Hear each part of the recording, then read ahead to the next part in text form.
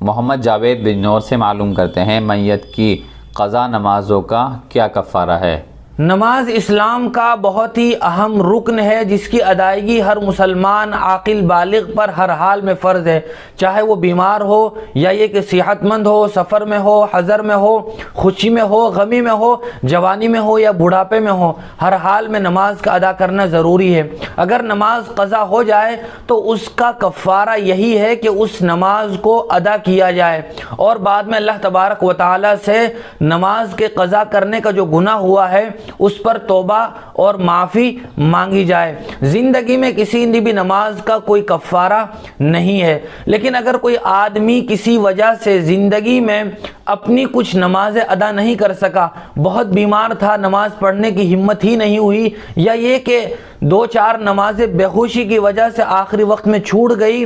تو پھر ان نمازوں کا کفارہ فقہا نے بیان فرمایا ہے کہ وہ جاتے جاتے وصیت کر جائیں کہ میری جو نمازیں چھوٹی ہوئی ہیں ان نمازوں کا فدیہ اور کفارہ ادا کر دیا جائے، تو پھر ان کے تہائی مال میں سے ان کی فوت شدہ اور قضا نمازوں کا کفارہ ادا کیا جائے گا، یعنی انہوں نے جو وراثت کا مال چھوڑا ہے اس کا تہائی حصہ ان کی وصیت کے مطابق نماز کے کفارے میں دے دیا جائے گا۔ اور اگر انہوں نے وصیت نہیں کی ہے